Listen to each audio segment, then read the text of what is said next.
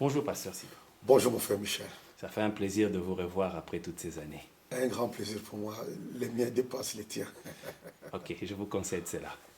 Alors, papa, vous êtes à Ottawa, bienvenue à Ottawa. C'est un Merci plaisir de beaucoup. vous avoir parmi nous. Et vous êtes ici dans le cadre d'un séminaire sur le thème la séduction spirituelle dans les églises, occultisme, un poison mortel. Pourquoi ce thème-là? Quelle est la pertinence de ce thème-là aujourd'hui? Non, le pourquoi est très simple à expliquer. Dans mon pays d'où je viens, la RDC, depuis un certain temps dans la ville de Kinshasa, dans beaucoup d'églises, beaucoup de prophètes et de pasteurs sont des membres des mouvements occultes et consciemment et ouvertement, ils sont en train d'enseigner des choses qui n'ont rien à voir avec la Bible. Ils enseignent des doctrines ramassées dans des mouvements occultes. Surtout, il y a deux mouvements qui font rage, l'ordre de Melchisedec et la Kabbale juive. Et ces hommes et ces femmes, membres de ce mouvement occulte, enseignent actuellement leurs enseignements de ces milieux-là dans nos églises. Notamment, par exemple, dans certaines églises, on enseigne aux gens l'importance et comment sortir hors de son corps pour faire des voyages dans le monde spirituel et être connecté avec les grands esprits. Par exemple, on enseigne aux gens l'importance de communier avec les morts, d'aller au cimetière, recueillir devant les tombeaux d'un grand homme de Dieu, d'une grande femme de Dieu, déjà mort. Et à partir de ce moment-là, on peut avoir l'onction spirituelle. Il y a beaucoup d'enseignements très bizarres qui sont maintenant dans le pays. Et moi, je croyais que c'était seulement à Kinshasa, mais dans mon pays, c'est presque dans toutes les grandes villes de la RDC. En Angola, on en parle, au Gabon, on en parle, au Cameroun, on en parle, en Côte d'Ivoire, on en parle, et aussi même dans les pays occidentaux. Donc actuellement, quand nous lisons la Bible, Jésus a prédit qu'à la fin des temps, il y aura des signes qui vont annoncer son retour et la fin du monde. Et le premier signe dont il a parlé, et qu'il a même répété, c'est la séduction spirituelle. Quand vous lisez la Matthieu 24, 4 à 5, et puis 11, et puis 24, dans ce chapitre-là de Matthieu 24, dans ces différents versets, Jésus a dit qu'il y aura des faux prophètes, qu'il y aura des faux Christ, qu'il y aura des gens qui viendront proclamer la parole qui sera fausse pour séduire les gens. Voilà pourquoi c'est important. D'accord. Est-ce que vous pensez que c'est un mouvement qui est juste situé localement en Afrique ou bien vous vous attendez à ce que ce type d'enseignement soit un peu répandu partout dans le monde? Vous parlez de mes enseignements ou des enseignements de ces mouvements-là? Des enseignements occultes. Parce que si Occultes. jamais vous, Oui. si la raison d'être justement de votre séminaire, vous essayez d'attirer l'attention du peuple de Dieu sur ce danger qui est sournois, Oui, oui, qui n'est pas toujours évident. oui. Surtout on vit dans une génération où on aime beaucoup croire tout sans vérifier dans la parole de Dieu. Parce qu'un prophète a dit, parce qu'un apôtre a dit, il est important justement d'attirer l'attention du peuple de Dieu. Mais ces enseignements sur la Kabbale, sur l'ordre des Melchisedec, vous pensez que c'est quelque chose qui est appelé juste à s'étendre ou bien ça va être un truc purement local? Non, ce n'est même pas appelé à s'étendre. En fait, il faut dire que moi, personnellement, c'est maintenant, depuis l'année passée, au mois de novembre 2014, que je viens de me rendre compte de la réalité de ces enseignements-là. Sinon, ils sont toujours là. Ils ont toujours été là, mais pour le moment, ils deviennent plus abondants, ils deviennent plus envahissants, ils deviennent plus infiltrants. Non seulement à RDC, mais dans le monde entier. Quand je vais dans les YouTube, il suffit de taper par exemple pasteur plus sorcellerie plus église locale, et bien, on aura beaucoup d'informations, même en dehors de mon pays. Dernièrement, j'ai vu dans un YouTube un pasteur aux États-Unis qui est en train d'enseigner ces gens en les exigeant d'être presque nus, en étant nus. Certains étaient presque nus, d'autres moitié nus, d'autres totalement nus. J'ai vu ça dans un YouTube. on voit la pratique de faire tomber les gens quand les pasteurs bougent la main. Oui, c'est très populaire. Très populaire à travers le monde entier, dans tous les pays du monde, là où il y a les églises. Certaines églises sont fameuses en cela, faisant croire que c'est l'onction de Dieu, mais c'est de la fausseté. 95% des gens qui font cela sont simplement en contact avec des milieux occultes, où ils apprennent à utiliser des moyens magnétiques. Vous savez, Michel, qu'il y a des boutiques qui vendent des bagues magiques, qui vendent des cannes magiques, qui vendent des Bibles magnétisées, qui vendent même des yeux magnétiques. Ce sont des boutiques fréquentées par des chrétiens, par des pasteurs, des bishops, des évêques, fréquentées par des musiciens, chrétiens ou pas chrétiens, fréquentées par des politiciens, ceux qui veulent avoir du pouvoir pour dominer les autres. Ce sont des choses actuelles qui sont là. Malheureusement, vous savez, Michel, dans les temps, on a souvent connu des pasteurs ou des prêtres qui sont rosicruciens ou francs-maçons ou membres des cancars ou des messages des Graal. Bon, ça ne nous choquait pas trop parce que c'était rare de voir un pasteur rosicrucien prêcher dans l'église les enseignements des rosicruciens. C'était des choses secrètes pour eux-mêmes. C'était rare de voir un franc-maçon qui vient enseigner dans l'église des choses qui concernent la franc-maçonnerie. Et pour le moment, grâce au mouvement, comme je l'ai dit, le mouvement Kabbale juive et Ode Melchizedek, eh bien, ils enseignent dans les églises des enseignements prétendus tirés de la Bible, mais qui sont purement des enseignements occultes. Donc c'est un phénomène universel. Est-ce que vous ne pensez pas qu'on risquerait de vous taxer de jaloux? Vous êtes contre le succès parce que c'est eux qui sont en vogue ces derniers temps, ce sont les pasteurs les plus populaires et donc vous avez peut-être fait votre temps ou quelque chose dans le genre. Est-ce que vous ne craignez pas qu'il y ait cette perception-là? Je ne le crains même pas parce que des gens me les taxent, Michel. Ah bon? On me les taxe. Certains disent que je suis jaloux, d'autres disent que j'ai fait mon temps effectivement. Je n'ai pas connu ce genre de mouvement. Maintenant, ils sont en vogue et je suis jaloux. Non, je ne crains même pas cela. Parce que si je dois tenir compte de ça, je vais me taire. Je crois que je fais mon travail. Tout serviteur de Dieu est appelé à annoncer la vérité et dénoncer les mensonges du diable. Je fais mon travail.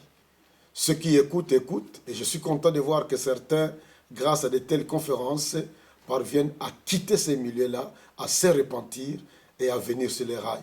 D'autres qui s'entêtent, Dieu les rencontrera et la suite dépendra de leur marche sur la terre des hommes par rapport à Dieu. Vous savez, dans Matthieu 7, 21 à 23, Jésus a dit que beaucoup feront des miracles à son nom, chasseront les démons en son nom, prophétiseront en son nom, mais les jours J des jugements, il leur dira, retirez-vous de moi, je ne vous ai jamais connu. Moi, je ne fais qu'avertir ceux qui écoutent, se répandent, ceux qui n'écoutent pas, ne se répandent pas. Je suis comme Ézéchiel, sentinelle. On annonce la vérité. Ceux qui critiquent, qui disent n'importe quoi, je leur concède ça. Mais moi, je fais mon travail. Je comprends tout à fait, c'est tout à votre honneur. Mais alors, pour les gens qui ne vous connaissent pas, il y a les gens d'une certaine génération qui vous ont connu, et pour ceux qui vous connaissent un peu moins bien ou bien qui ne vous connaissent pas, qui est le pasteur Sita Louemba? Je ne sais pas comment dire ça, je suis chrétien. J'ai connu Jésus-Christ en 1975. Je suis marié à une belle femme qui est la plus belle du monde pour moi. Nous avons 4 enfants. Du point de vue profession, je suis pasteur d'une église locale à Rigini, à Kinshasa. L'église La Vie Comblée à Rigini. Je suis responsable de la communauté dont cette église est membre. C'est la communauté des églises Vie Comblée. Je suis le président du CIAM, Centre international d'action missionnaire. Je suis doyen du Centre universitaire de missiologie. Je suis le président représentant légal des studios Sangomalam, qui ont en leur sein, entre autres, la radio et la télévision. Bon, je suis un conférencier, je suis aussi un écrivain. Je suis quelqu'un qui aime le Seigneur et qui proclame l'évangile, pasteur évangéliste. Voilà, je, je pense que je peux me limiter là. Merci beaucoup. Alors, vous avez souligné le fait que vous écrivez des livres. Est-ce que on peut avoir une idée de quel genre de livres vous écrivez exactement? J'écris des livres chrétiens. J'ai déjà écrit au moins 10 ou 11 livres. Je ne connais plus exactement les nombres. Mais devant, par exemple, devant moi, j'ai le livre ici, Un regard sur l'islam.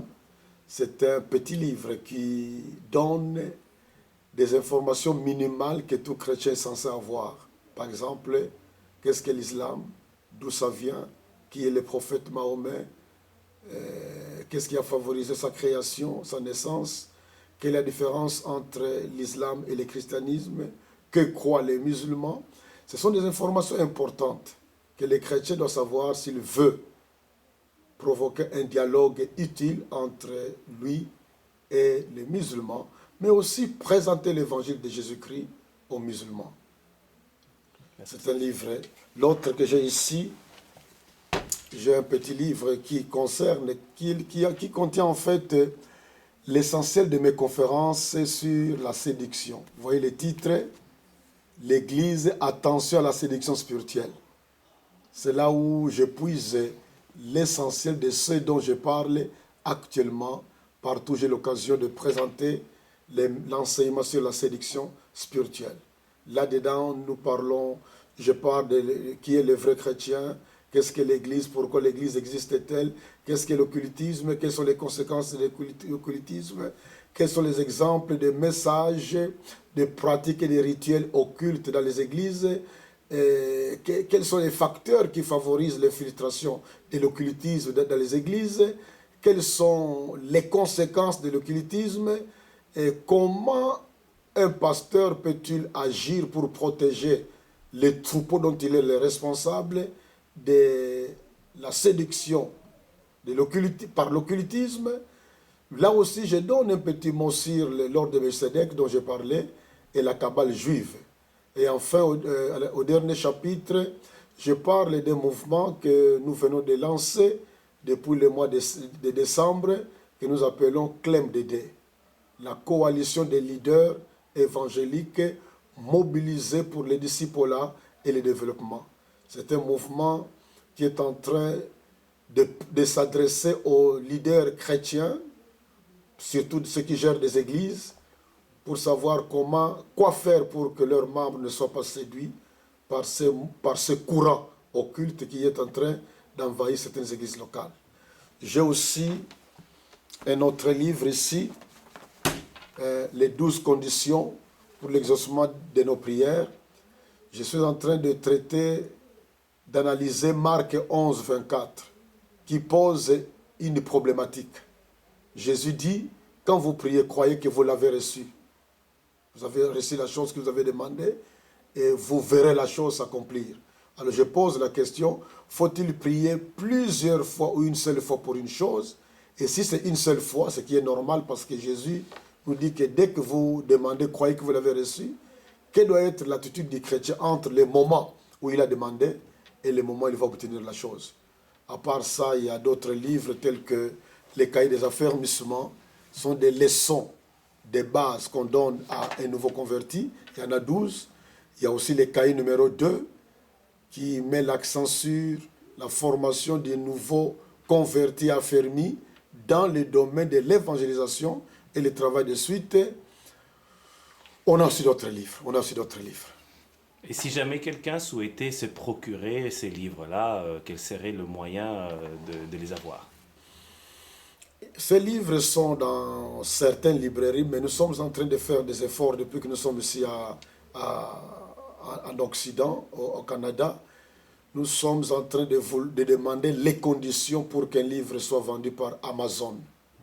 Pendant la semaine qui vient de commencer aujourd'hui, nous allons faire encore ces contacts-là pour connaître les conditions. Si ce sont des conditions abordables, nous allons signer un contrat avec Amazon pour qu'à son niveau, ces livres soient vendus à quiconque veut les obtenir.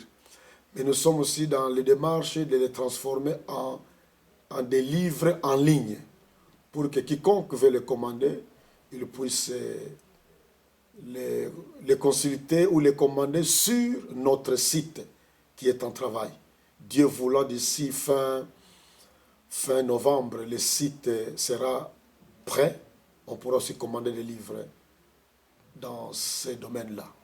Ou alors consulter aussi mon Facebook. Là aussi, on aura l'occasion de les exposer. D'ici un mois, en tout cas, on le fera. Quel est l'identifiant? Est-ce qu'il faut juste écrire Sita Luemba pour retrouver votre page Facebook? Révérend Sita Luemba. Ok, Oui. Révérend Dieudonné Sita Luemba. Là, D'accord. on trouve facilement ma Facebook. D'accord.